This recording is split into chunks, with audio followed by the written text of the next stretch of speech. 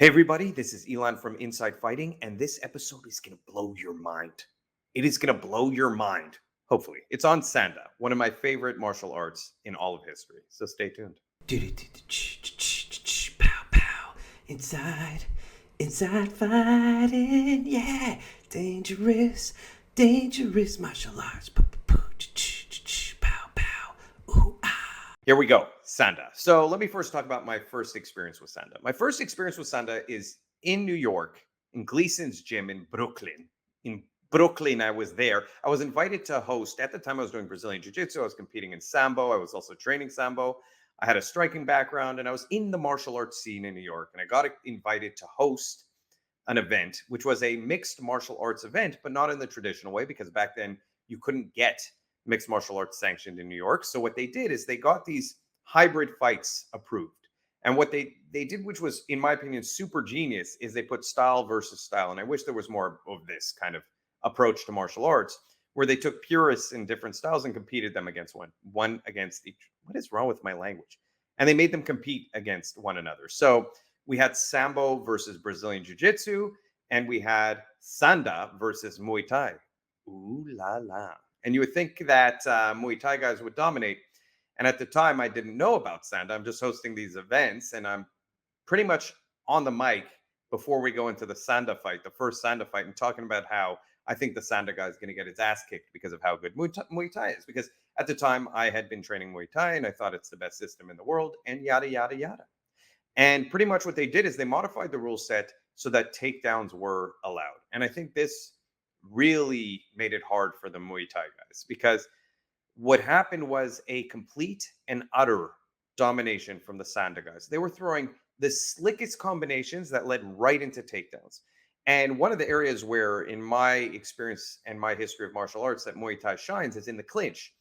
But based on how these Sanda guys were just transitioning from their strikes, their long range strikes, into very tight, close takedowns, and even their counter striking into takedowns. So, like when the Muay Thai guys would throw a kick or would throw a knee or any type of attack to try and get started, the Sanda guys were just waiting, catching the leg, catching the knee, and going for the sickest, slickest takedowns. So they had these beautiful streamlined combinations of striking transitioned into takedowns in one of the most effective ways I've ever seen in my life.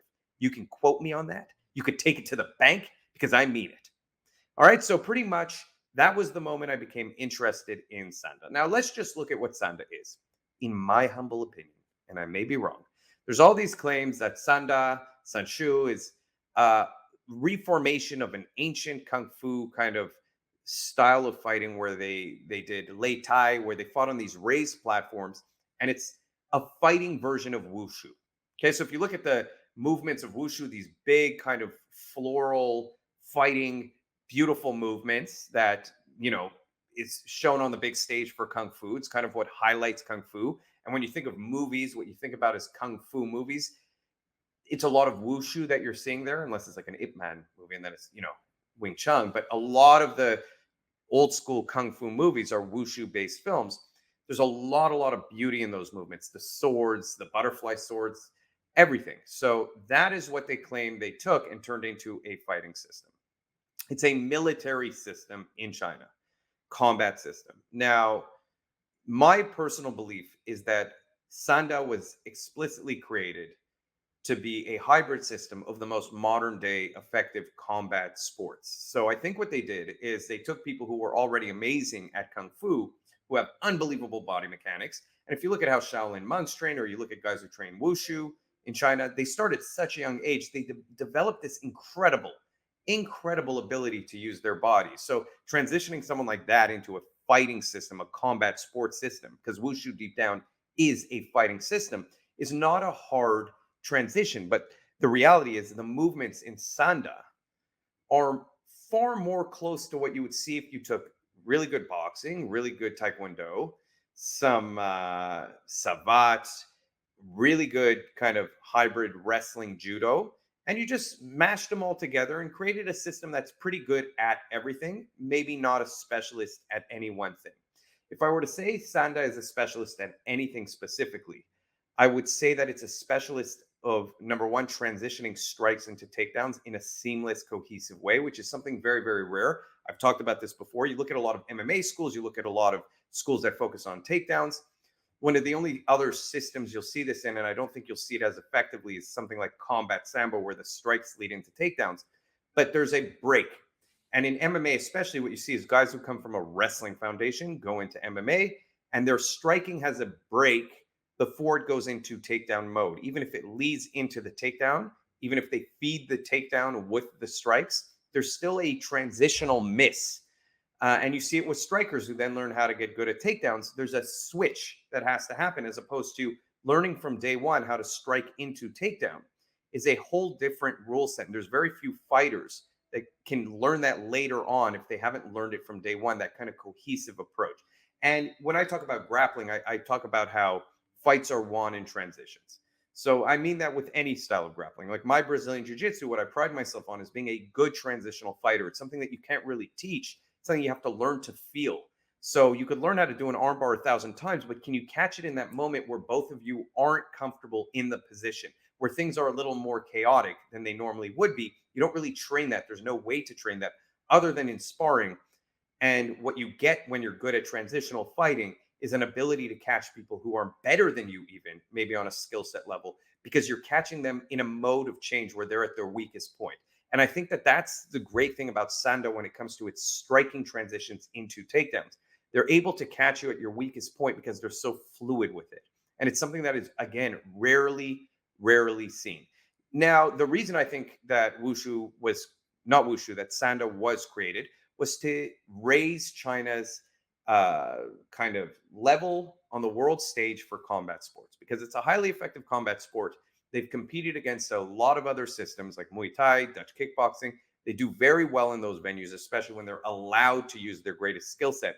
As I was talking about takedowns, they also have incredible kicks. And it's almost like their kicks were designed, this style of kicking was designed to be an effective counter to modern day Muay Thai, because they use the sidekick so incredibly well, almost like the alternative to a Thai guy's teep front kick.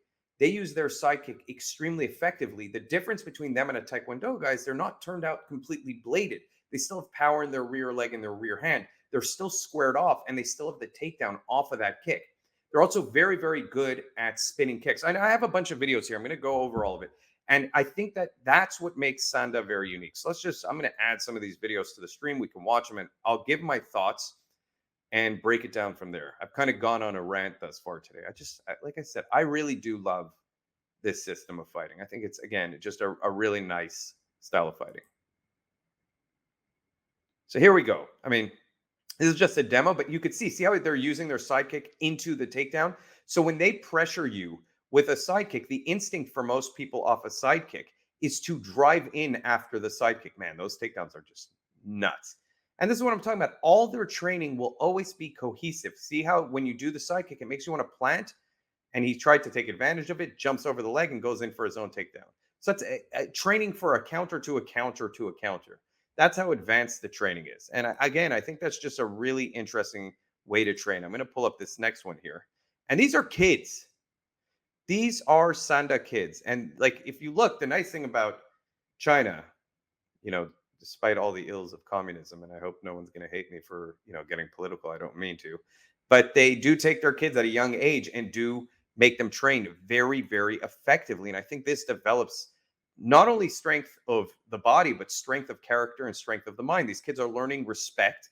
They're learning how to deal with each other. I wish, I'm not praising China in any way, shape, or form here, but I do wish the United States raised young men to deal with their aggression in this way, where there were more rites of passage, where we were more a little bit focused on this kind of group mentality of strengthening our boys and teaching them you have power, teaching them you have value. And even our women, I think girls should learn it too. I think girls should learn how to defend themselves.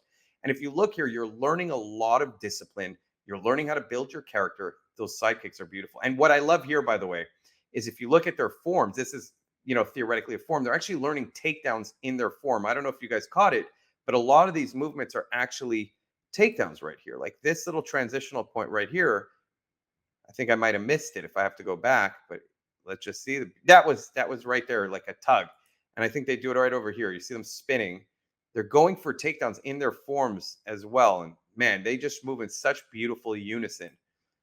And here is a video of a Sanda guy in the red shorts versus a Muay Thai guy in the black shorts. And you'll always know who the Muay Thai guy is because of the armband. You see how he's using the sidekick? He's using the sidekick very effectively against a Muay Thai guy. This system is almost like the perfect created system. You see how when they get into the clinch, he's already lifting him and elevating him to go for the takedown. You can't pull off elbows and knees when someone's elevating you. You lose all your power when your feet are off the ground. And that's another important note for styles that throw in the clinch. You know, I always tell Kyokushin guys, learn judo, learn to elevate people in the clinch when they get close to you. That's your saving grace, especially in a style like that where there's, not as much a focus on head punches. When you elevate people, they're not going to knock you out. Even if you don't get them to the ground, if they're dealing with being elevated, there again, take them down. They're not going to damage you. They're on the defensive and their hips are off the ground, their feet are off the ground. They have no way to plant for power. It's an extremely effective methodology for fighting and one that Sanda really took advantage of. And by the way, that's the philosophy of the system across the board, if you look, because that side kick and that spinning back kick do that exact same thing. They elevate you. They elevate you and push you back so that you cannot counter strike. And you'll see it's very hard to fight people who are very good with that. And this guy's a perfect demonstration of it. He just damaged him real bad with that overhand right. But again, he's coming at him with clean boxing, which is something that a lot of Muay Thai guys, if you look at traditional Muay Thai, does not excel at. It's kind of the advantage that Dutch kickboxing had over Muay Thai is they really focused on the boxing. Well, Sanda came in and said, you know what? We're not going to miss out on that department too. We have great boxing too. The one thing that Sanda doesn't really have is the knees and elbows. It's really lacking in that department. But again, when they get close to you, their focus is to throw you, not to knee or elbow you. And you could see here that this Muay Thai guy is being completely overwhelmed. This is not to say that a Muay Thai guy can never beat a Sanda fighter. It's just to say that there are, in my opinion, depending on the rule set, certain advantages for the Sanda fighter. A traditional Thai guy will have the lesser advantage in the boxing. They'll have the lesser advantage in the takedowns as they get close. They'll have the advantage in the clinch, but again, that's negated by the takedowns. In my opinion, and I know this is a controversial statement, I think the kicking style of Sanda at range is a far more effective controlling kicking style, not necessarily power kicking style, but controlling kicking style than Muay Thai, which focuses far more on teeps and roundhouse kicks. And he clearly knocked out the Muay Thai fighter. But Sanda is more diverse in their kicking system and has found a way to use very bladed kicks in a squared off stance, which I think is genius. And here we go. This is Sanda versus a Dutch kickboxer. I'm not going to show the whole thing, but the Dutch kickboxer is the one with the black pants on. You can see that again. It's a great system for dealing with aggressive forward fighting kickboxing styles. It's its own kind of thing, and it's different enough, just enough that it's still very, very unique. As opposed to being like, this looks exactly like Muay Thai. This looks exactly like Dutch kickboxing. I like that styles have their own flavor. I wonder why it's not more popular for how good it is. And you can see they're staying right in the pocket and trading. And if you can stay in, here's how you know your style is good. If you could stay in the pocket and trade with a Dutch kickboxer, you're a beast. Because that's what they're notorious for. They took like the toughest guys in Muay Thai, said, let's throw in some boxing. Let's add a little bit of Muay Thai, and now we're Dutch kickboxers. I think Dutch kickboxing is, again, also one of the best kickboxing styles, but they don't focus on the takedown. And so it always gives a little bit of an advantage to someone who does. And that's what I love about Sanda. See this next video right here. Man, see, one thing that I will say about them, and here's a con. I have to give some kind of con. Man, I wanted to give a con, and then that throw happened. But up until that throw, what I will say is they're a little wild with their punches. And I've noticed that as a trend for a lot of Sanda guys. And I think this is the problem with any system that does too much is you'll see a little bit of a lacking in some areas. You'll never be the best boxer if you're doing boxing, kicking, takedowns. You just can't cover all of it. There you see the Sanda, the wushu movements kind of captured in. You'll see movements like that in wushu, and they're really bringing it into the takedown. So, as much as I said, maybe they did take some elements of wushu and incorporate it in. And I've seen even Sanda guys train, and they do these kind of footsteps and stuff that look like wushu. I feel like those punches are This is a little kid just training. Those punches were definitely sound effects because there's let's just I'm gonna get the sound on this one.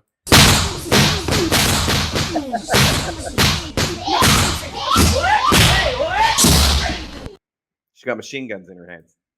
Yeah, that was definitely an added sound effect there. But she moved incredibly well. And again, they have their kids trained at such a young age in China that you have a little army of these kids coming up, and it's pretty scary. But again, the only fighter you really saw come into UFC and really showcase Sanda at a high level was Kung Lee. Kung Lee, I can't remember his name, but he did really well for a while. Did great in Sanda, but I feel like he came into the UFC at a bit of an older age, and he didn't really shine. You are starting to see more Chinese fighters in the UFC. Zhang Wei Li. There's some other ones. Man, please don't put me on the spot for this because I'm pretty much doing it to myself. But there's some good Chinese fighters now coming up the ranks. But again, Sanda in itself, I think, is an incredibly unique system. I think the only cons I would say is it's trying to do too much. So it's hard to be a specialist at any singular thing. But if you're training Sanda and you go, I want to be a specialist in boxing, you could just supplement a little boxing in there. If you say, I want to be the best guy at takedowns in Sanda, you could practice and hyperfixate and focus on your takedowns. So it gives you the opportunity to do that. It's the same thing as someone in BJJ forming their own game, right? BJJ is hyper specialized on the ground, but even within that, you go into subsections of BJJ, and some people have a great worm guard, they have a great Z guard. Just the guard itself, there's like 5,000 variations, and people hyper specialize. So the same can be true for Sanda. So I don't really have cons, to be honest with you. I think it's a great system. I think it's a super awesome system. Again, I think I would train it if it was near me. I think it's one of the few systems I would actively go look to train and study because it's one of the few systems I feel would cover certain gaps in my fighting style. Not to be cocky, you know, I don't think I'm the greatest martial artist in the world. No, but I've done a lot of styles. I've done a lot of Filipino martial arts. I've done a lot of Muay Thai. I've done Kyokushin. I'm a black belt in Brazilian Jiu Jitsu, fifth degree black belt in Filipino martial arts. So I'm a cocky martial artist to some extent. I think I know a lot about martial arts, but I also think I know the areas where I don't know a lot, and this is one of them. And the area I could improve the most is my kind of hybrid takedown fighting style where I transition seamlessly into them off of kicks coming at me, off of punches coming at me. That's something I could really drill and get better at. And it's something that I feel Sanda would give to me. From a street fighting perspective, unbelievably good to have this skill set. It's one of my favorite skill sets to have, to be able to punch someone into launching their head into concrete. Again, I talk about it all the time. If you're just going to be a striker, you have to learn how to throw people, put their head into the ground. And if you're going to be just a thrower, you have to know how to cover up and deal with punches. So this is kind of giving you that. Is it giving you weapons training and multiple opponent fighting? No, but if you crack someone in the head and launch them into their friend, you're going to be dealing with two people at the same time. And if you're dealing with a knife, then no kickboxing style is going to help you. So there we go. I really hope you like this video. I do. I mean that. And if you did, I really hope you like and subscribe. So thanks very much for watching Inside Fighting. Elan, I'm out of here. This is the weirdest ending I've ever done to a video. Thank you very much.